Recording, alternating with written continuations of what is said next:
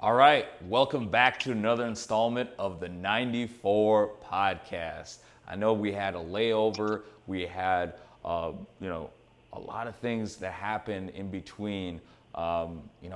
Major things. We had the summer league, we had the All-Star break for MLB, we had training camp open for the NFL. A lot of big news. And Jim, I know you're in the newsroom and you're ready for all the happenings here. We're going to break down divisions. We're going to break down all the quarterbacks and the top 5 quarterbacks that have new landing spots. And we're going to discuss what we think will be the outcome for their first season with their new teams. But Jim, I want to also, I'll be remiss to miss this. Happy birthday. I know it's your birthday weekend. We just want to celebrate you and let you know how much you are appreciated here on the 94 podcast. Hey, man, I appreciate it very much. I appreciate thanks for having me. Thanks for continuing to have me come back to the podcast and making me part of the co-host. Thank you for everything, man. For sure. Absolutely. Yeah. As we continue here, we had some news out of the Vikings camp. Justin Jefferson, don't want to bury the lead here. He had a mild hamstring pull, and he's been held out of practice. And today marks the first open practice for the public. So all you Minnesota Vikings fans in Minnesota that wanted to go see Justin Jefferson, you won't see him. He'll be on the sidelines watching his teammates, just like you will be if you're going to be attending TCO in Eagan. But yeah, definitely I plan to get out there for at least one training camp just to kind of just see the new look team. And then obviously J.J. McCarthy, lots of questions there. This is going to be a prove-it year for him. And then also realizing that Sam Darnold is no longer in the quarterback's room. So it's going to be J.J. McCarthy's show. Packers. I know the Packers, you said that they also opened up training camp. And then they kind of came up with some new jerseys. I don't know if you saw those throwbacks. And like social media was kind of blowing up a little bit. They were saying, hey, they stole that from Illinois. And Illinois had their 100-year anniversary jerseys last year where they have like the leather tops. They're kind of cool. I'll admit they're kind of cool, the leather tops, but obviously it's not leather. But yeah, and then the Lions too. The Lions, no Ben Johnson, no Aaron Glenn, but they still got Dan Campbell. They got Jared Goff coming back, and they want to go ahead and go all the way this year. Jahmyr Gibbs, David Montgomery, and then now we got Chicago, who's going to be the Week 1 opponent. So the NFC North is going to open up against the NFC North. It's going to be the Packers and Lions. That'll be more likely America's Game of the Week to kick off the Saturday or that Sunday afternoon slate. And then Monday night, it's going to be Vikings and Bears.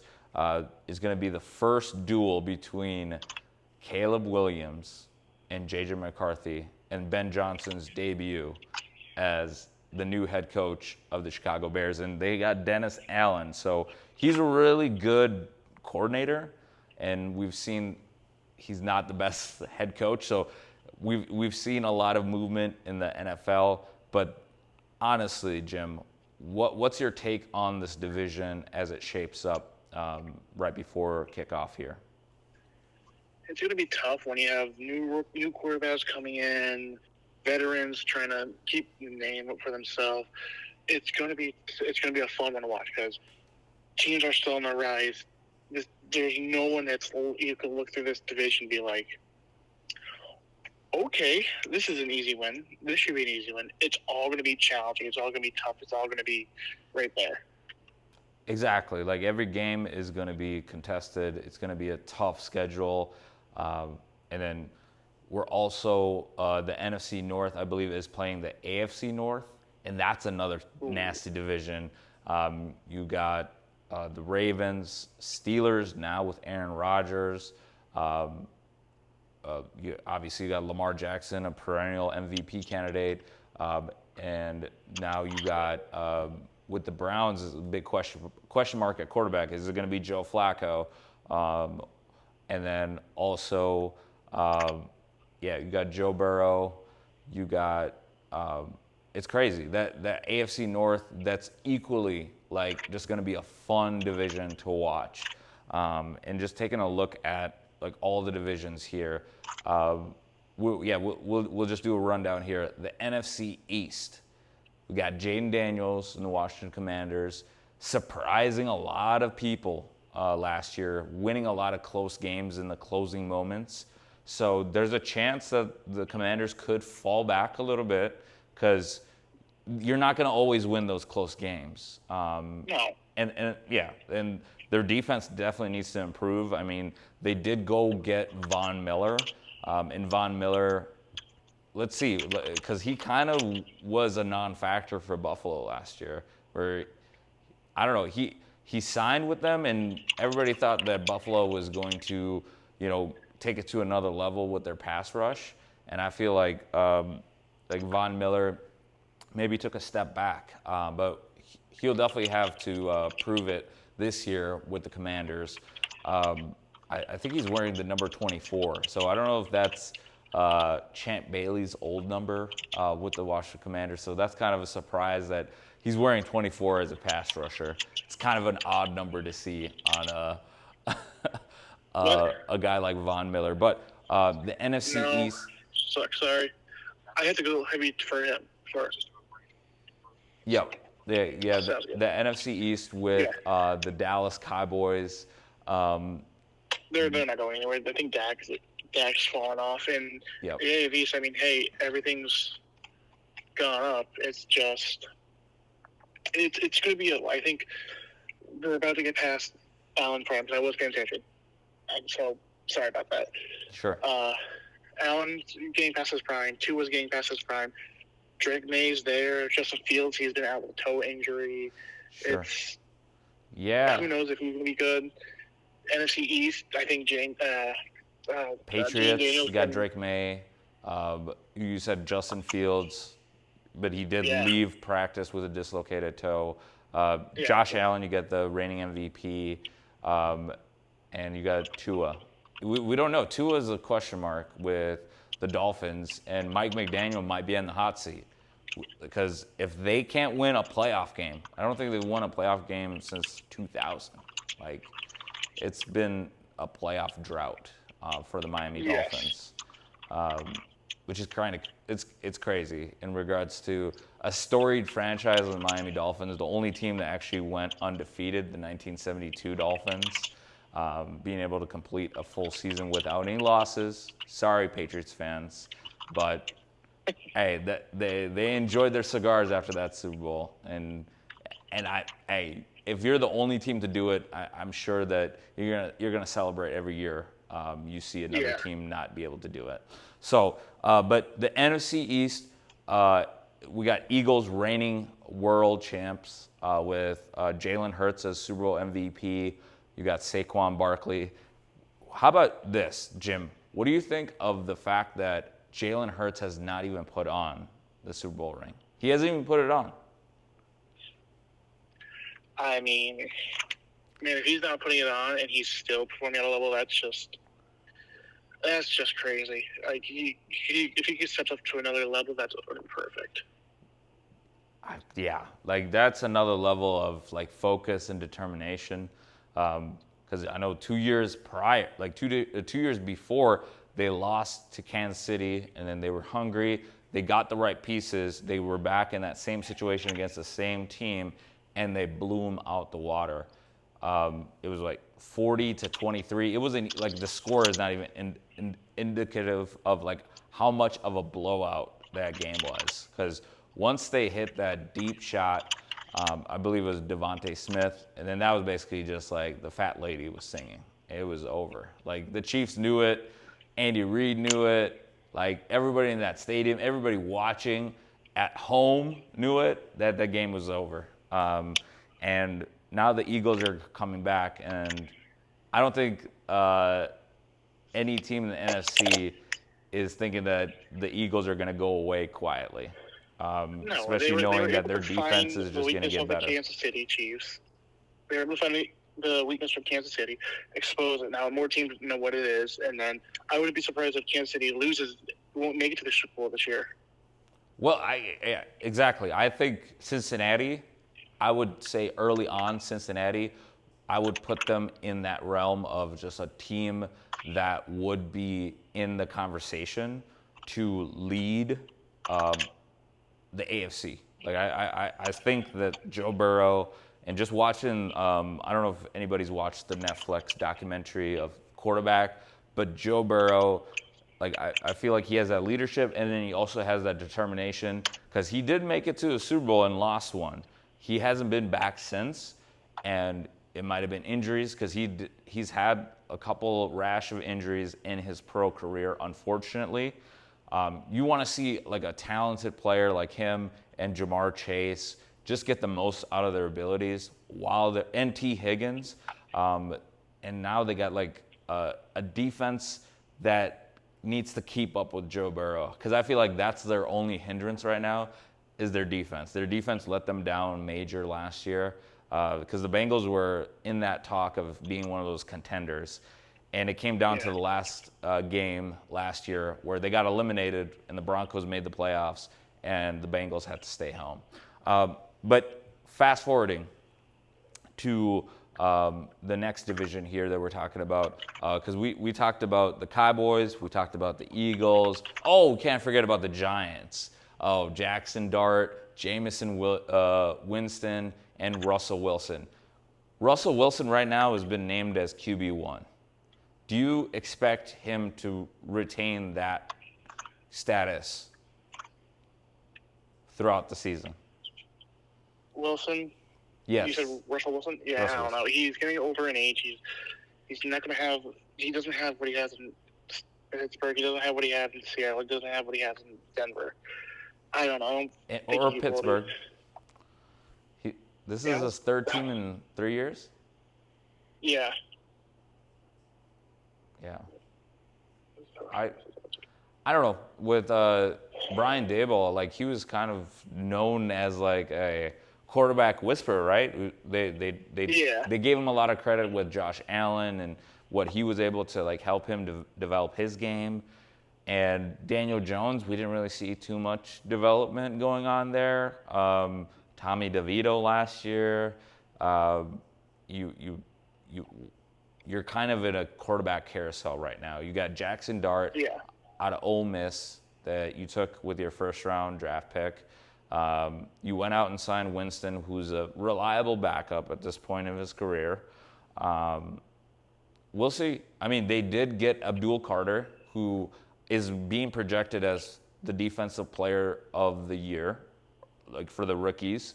But again, the NFC East is always just going to be an interesting division because I feel like it's anybody's division.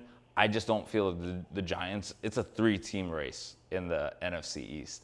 It's Cowboys, Eagles, Commanders. Giants probably not ready this year.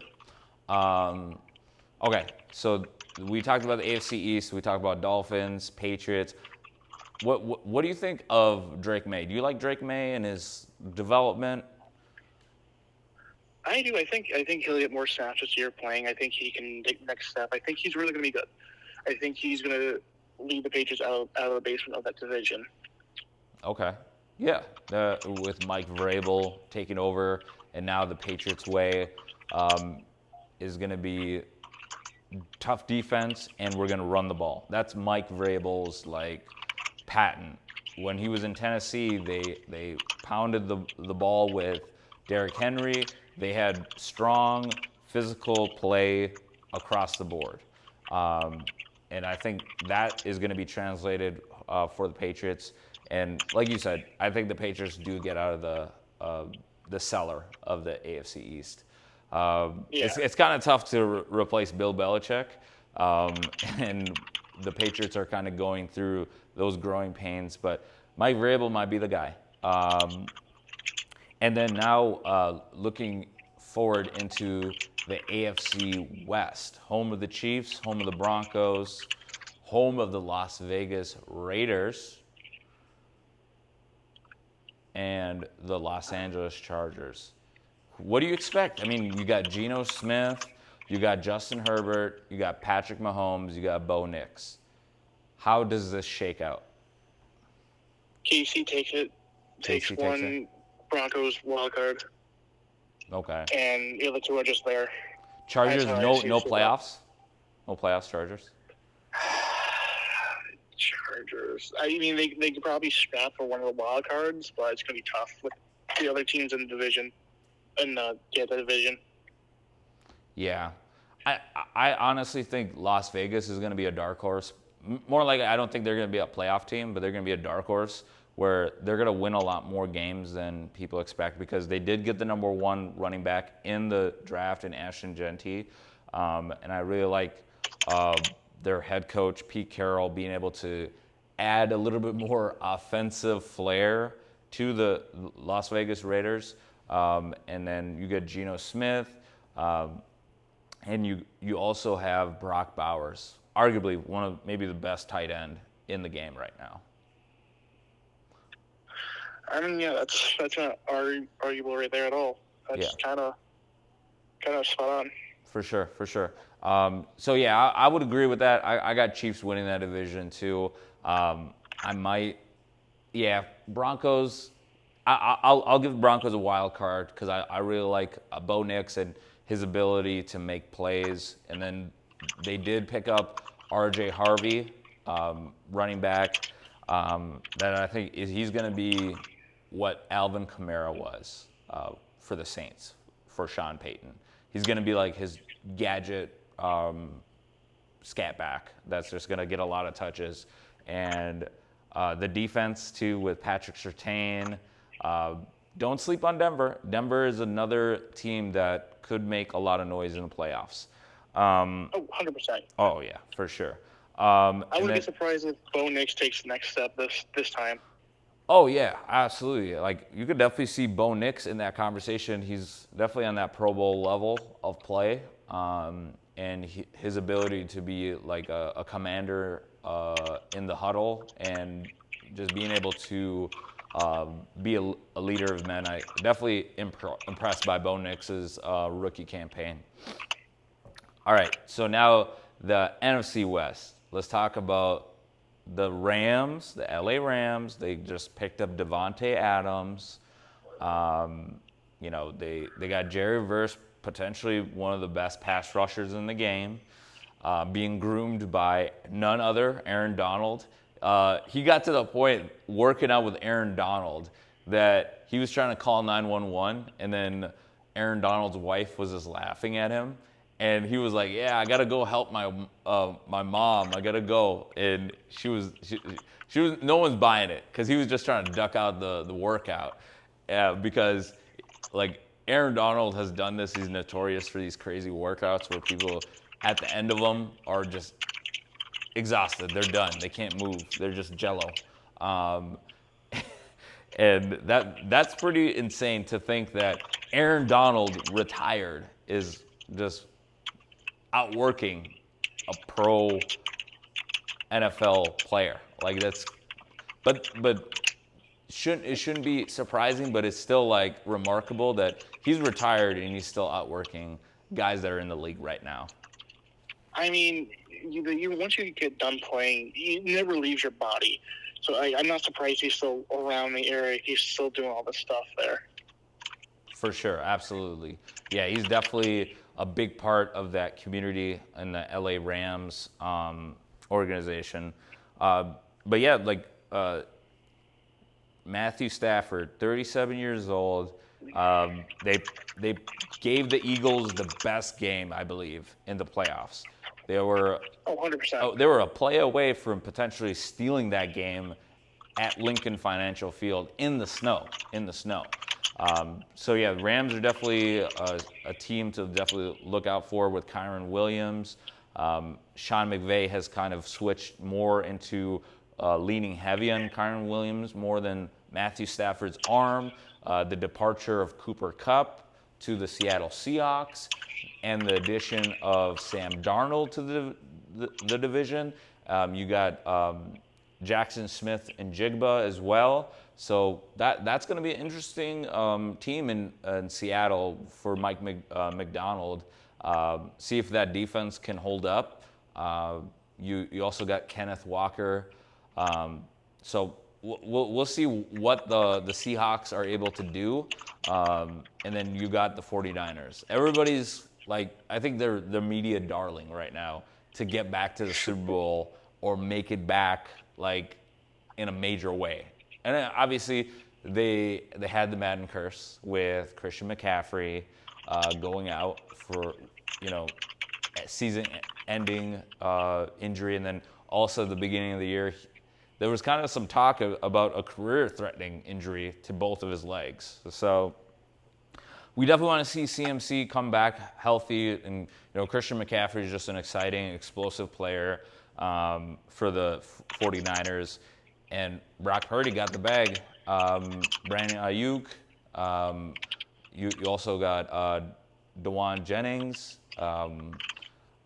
I think they also picked up Demarcus Robinson from the Los Angeles Rams. So they got some pieces. They got Greg Kittle coming back too. He just signed an extension. Fred Warner's back. So, and guess what? They got Robert Saleh back. So I'm sure Coach he's really juiced up to see what these 49ers can do, running it back one more time. And again, will this be the year that Kyle Shanahan breaks the curse? If he plays the Chiefs. I don't know. Wouldn't that be something, though? You go up against the Chiefs a third time, you would think, like, hey, we're going to break through eventually, right? I don't know. I mean, Niners, they're getting older. All their top stars are a year older now. Purdy, yeah, he got them to the Super Bowl 2 years ago, but I don't know. Can he produce? Because last year wasn't that good with him. His stats may have said something, but it doesn't matter what your stats are. If you could put the W's, another one on the W, all that matters really in the sports. So it's a wait and see for the Niners. For sure. It's a wait and see, for sure. Yeah. And then you got Niners. We talked about Niners, Rams, Seahawks. What's the other team that we're missing here for the NFC West? Rams, Niners, Seahawks, Cardinals. Yeah, we got the Arizona Cardinals. Rams, Cardinals, 49ers all make it. I think Rams takes the division, the next two takes wild card. I got Rams winning the division. I just really like the Devontae Adams addition with Puka Nacua. That's going to be his running mate. So, yeah, that's just definitely a huge upgrade.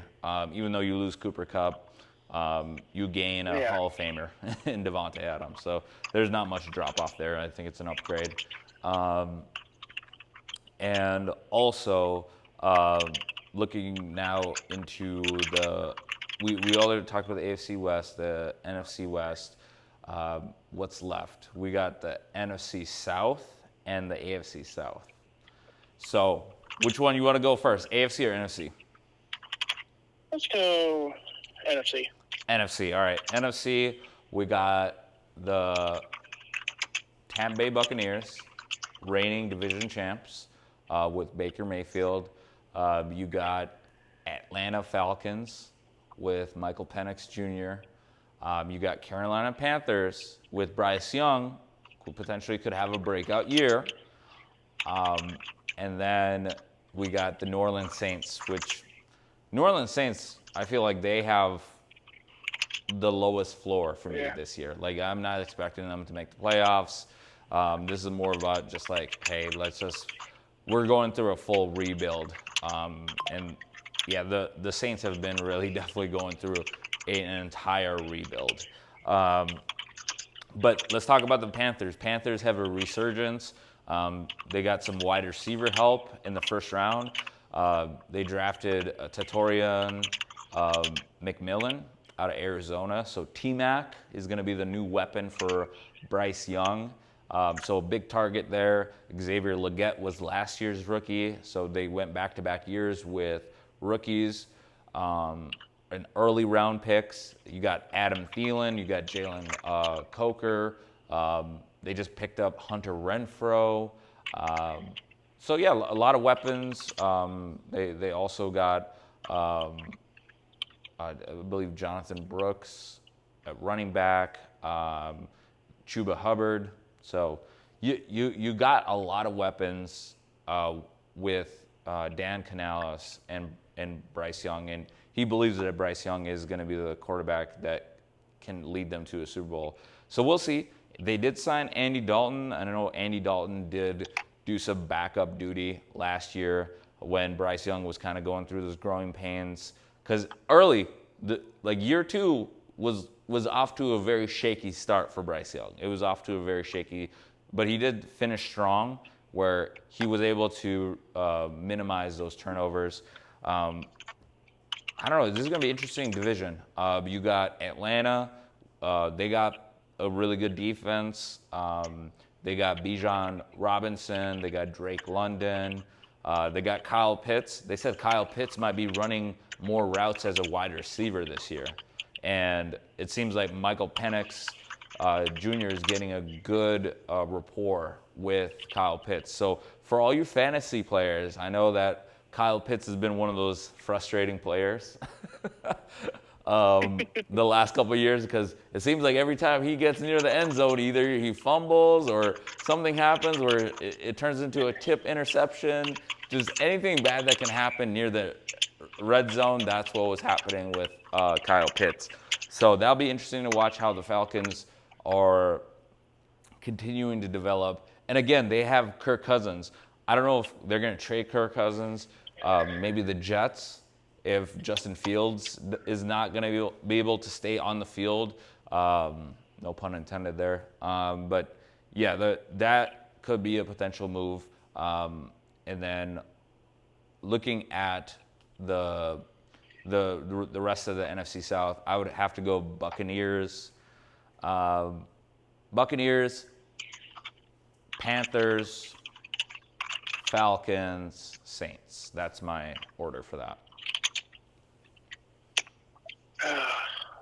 Buccaneers win it again. I think Buccaneers are the only team that comes out of the division. Saints not there. I think Panthers get an extra win. Okay. All right. AFC South, real quick. We got the Houston Texans, defending champs. C.J. Stroud had a shaky sophomore year after a very impressive rookie season, where he did lead them to a wild card win in their first playoff appearance, winning a division back-to-back years with DeMeco Ryans. C.J. Stroud wins another division. The big question mark, though, for Houston to start the season is Joe Mixon. Joe Mixon is banged up. He's on the PUP list. He's going to miss a couple of preseason games, so it's nothing to alarm, but probably precautionary steps to make sure that he's ready for week 1. The Tennessee Titans, Cam Ward. That's going to be the main focus there. The development and also the retooling of the Tennessee Titans, as you know, they're looking to pick up the pieces. You know, they realize that Will Levis more likely is not going to be their franchise quarterback, so they went number 1 overall out of need. They went and got Cam Ward. That's going to be interesting to see how he matches up too. You also got a rookie tight end out of Texas, Gunnar Helm. They also got Khalil Mullings, a Michigan running back. So it's a youth movement. It's a youth movement in Tennessee. Their defense is always good. Like, that's one thing that you could always count on. Their defense is going to play you tough. Even if their offense is not putting up points, their defense is going to hit you hard. So, yeah, Houston, Tennessee, Indianapolis, you got Daniel Jones, Anthony Richardson. I don't know what that does for you. You got Michael Pittman. You got You got Taylor. So I don't know, Jonathan Taylor. Like you expect a little bit more from the Colts in their roster, but they've been kind of underwhelming the last couple of years. But it's anybody's division really, the AFC South. I would probably put if I had to list it here, you got Texans, Jaguars. Okay, so if I had to pick, Colts, it comes down to Titans. this. No, okay. Like I'm gonna say the team that's gonna win the division this year in the AFC South is going to be the Jaguars. I'm going with the Jaguars because I feel like they're gonna surprise everybody. Jaguars, Texans, Colts, and Titans. I'm going Texans, Jacksonville. Jacksonville gets a wild card. Tennessee, Colts. Okay. Cool. All right. I think that wraps up the divisions here. We could touch real quick. Just like there's actually going to be NFL played in the month of July. I think it would be this Thursday. If you look it up, I think July 31st. I think it might be Chargers. Lions, if I'm not mistaken, but it's the Hall of Fame game coming up. Maybe you can fact check me if I'm wrong. Just let me know. But yeah, I know that this is going to be the last full week without football, Jim. We've made it. We've survived. Wait. I'm so happy. We survived. Okay. Summer League. Let's talk about Summer League real quick. I was in Vegas for the Summer League. Got to catch a couple games. Got to catch the Jazz, Bulls. Got to catch the Lakers, Nuggets. Shout out to the Charlotte Hornets. They won the Summer League tournament. The first time that they won anything. They've never won the Summer League before. They've never won a division before. So this is the first piece of hardware for the actual team, the Charlotte Hornets. So congrats to them. They were able to take that trophy home. I don't know what that really equates for for me, it's just like it's preseason. So it's just nice to watch these young players battle it out for a spot on the team. The one player that I was really excited to watch was Yuki Kawamura. He's a Japanese-born player for the Chicago Bulls, and he was throwing some cool passes, like the no-look passes, off the glass, behind the back, just like creativity. Like I was like, all right, this is what the game needs. We need some creativity. We need players that want to make the big play, and they're not afraid to make that big play happen. No, not at all. No. I also saw Bronny. But he was on the end of the bench. He was not playing, but Bronny was in the building supporting his teammates at the end of the Laker bench. It would have been nice to watch Bronny play, but yeah, Bronny was not suited up. Neither was Dalton Connect. But yeah, that's going to be interesting to kind of watch Bronny in year 2 with the Lakers and how the Lakers are going to develop with Luka now and LeBron. Now that Dallas now has Cooper Flagg, who debuted at the Summer League, and he was literally the toast of the Summer League.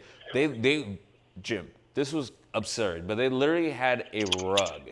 Like I was walking through the concourse of the Thomas Mack Center, and there was a rug of Cooper Flagg that I think you can put a bid on to buy. I'm like, what am I gonna do with a rug of Cooper Flagg in my house? Like, I get it, but like, why a rug? Like, I'd rather have like, can I get a basketball? Could I get some shoes? Something I could put like in a case.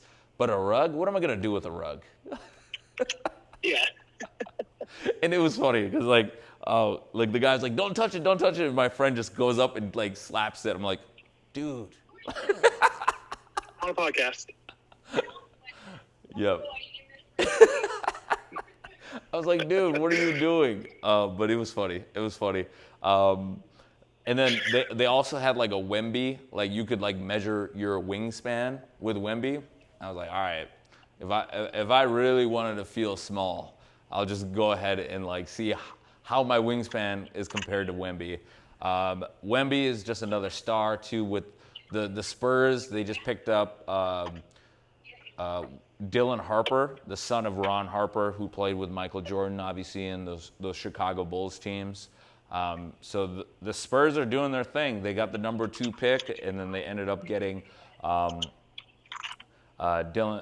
Harper, Ron Harper's son, and he played against Cooper Flagg in Cooper Flagg's second summer league game. So those are going to be those two players to definitely watch out of this draft class, and also Ace Bailey. We were at the game, but Ace Bailey was just in street clothes. But like Ace Bailey is being compared similar to Kevin Garnett, so that's going to be interesting because Ace Bailey was not mincing his words when he said, "I do not want to go to Utah." Guess what? Utah's like, "Too bad, we're drafting you."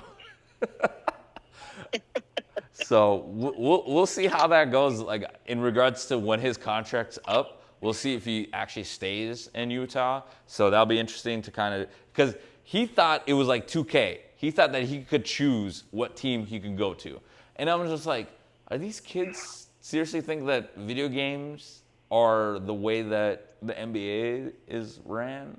Because I'm sure it was a rude awakening for him and his family when they were telling him, like, hey, we're drafting you, son. Like, yeah, you're going to be on that flight to Utah. Like, and he must have had a couple hours of just, like, letting that sink in. It was like, it's not 2K. This is real life.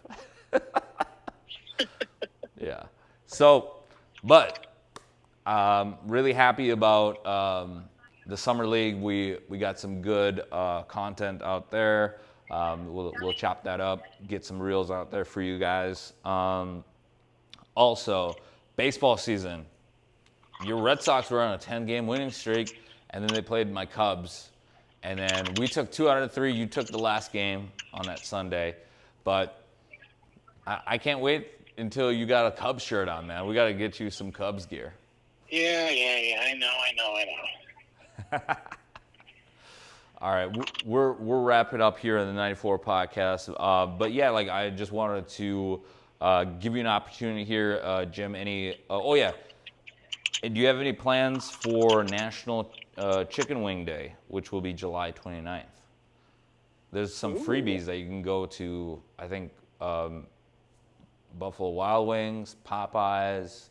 I think any chicken place really, Wingstop. They got chicken deals. 7-Eleven, if you got 7-Eleven, they got chicken wings for you. Whataburger.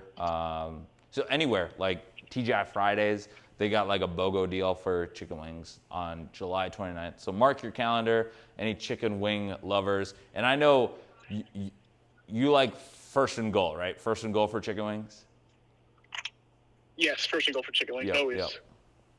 You got to maybe bring that up with them. Maybe they might be able to do a deal for you for first and goal. They might have like I don't know if they probably do have some type of promotion that they do, but yeah, chicken wing holiday coming up. I guess any plans coming up here for you? You got any travel plans, Jim? No, not at the moment. Awesome. Nothing, awesome. Yeah. Well, yeah, we'll just wrap up here in the 94 podcast. We do appreciate you guys listening. Yeah, make sure to like and subscribe. We're also going to be getting you guys some merch out here soon.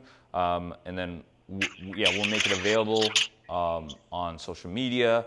And then, we love the support. And then also with the state fair coming up, we definitely want to get those shirts out to the masses. So yeah, really excited. Thanks again, Jim. Enjoy your birthday weekend. You take care. Until next time, here in the 94 podcast, we'll see you at the TOP. We're out.